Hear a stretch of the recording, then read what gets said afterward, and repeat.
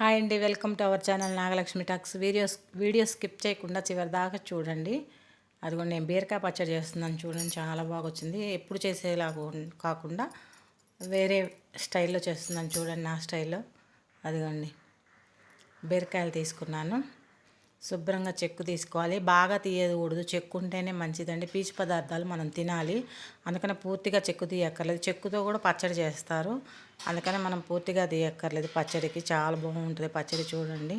అదిగోండి, 3 స్పూన్లు పచ్చిపప్పు వేసాను, పచ్చిశనగపప్పు. 3 స్పూన్లు మినప్పప్పు వేసాను, మినపగుళ్ళు. కొంచెం ఆయిల్ వేసి వేగనివ్వాలన్నమాట. వేగాక అది చూడండి, చక్కగా వేయించుకొని పక్కన పెట్టుకోవాలి. కలర్ మారే వరకు వేయించుకోండి, మరీ మార్చకుండా బ్రౌన్ కలర్ వేయించుకుంటే సరిపోతుంది. చూడండి, అదిగోండి కలర్. తర్వాత అవి తీసి ఒక ప్లేట్లోకి తీసుకొని పచ్చిమిర్చి కట్ చేసి వేసుకోండి, లేకపోతే చిట్లుతాయి అన్నమాట. మామూలుగా వేసుకోవచ్చు కానీ చిట్లు మన మీదే పడతాయి, అందుకని అదిగో చూడండి. నేను తక్కువ వేసాను మంటకాయలని, మీకు నచ్చినట్టు వేసుకోండి చూసి మీ కారానికి తగ్గట్టు. అదిగోండి, వేయించుతున్నాను చూడండి. పచ్చిమిర్చి కూడా వేయించి పక్కన పెట్టుకొని బీరకాయ ముక్కలు కట్ చేసుకొని ఈ ఆయిల్లోనే వేసుకోవాలి. అది చూడండి, పచ్చిమిర్చి కూడా వేగిపోయినాయి. కారం మేము తక్కువ తింటాము, అందుకని నేను కొంచెం పచ్చిమిరపకాయలు తక్కువే వేసాను.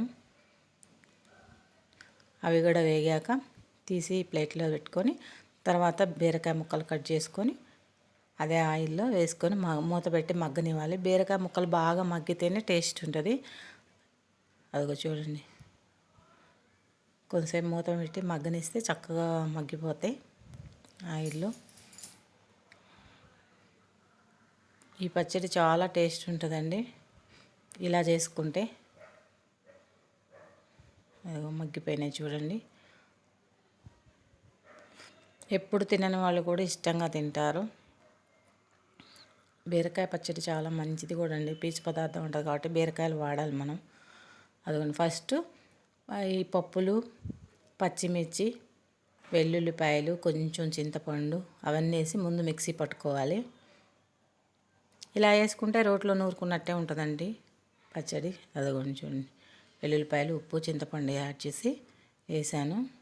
కొంచెం నలిగక పప్పులు కదా, అదిగో అలా నలిగినాక తర్వాత బీరకాయ ముక్కలు వేసి లైట్గానే, నేను మరీ మెత్తగా వేయను పచ్చడి, నాకు అసలు నచ్చదు.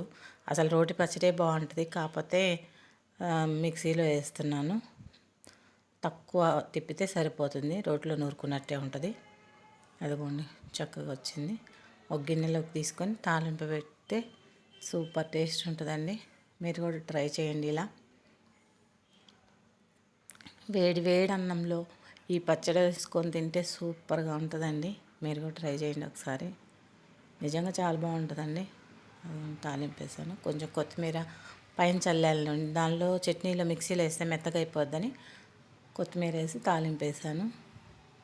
చాలా బాగా వచ్చిందండి. ఈ మినప్పప్పు, పచ్చి శనగపప్పు వేయటం వల్ల టేస్ట్ బాగుంది. మీరు కూడా ట్రై చేయండి. నచ్చితే లైక్ చేయండి, సబ్స్క్రైబ్ చేసుకోండి. ఓకేనండి.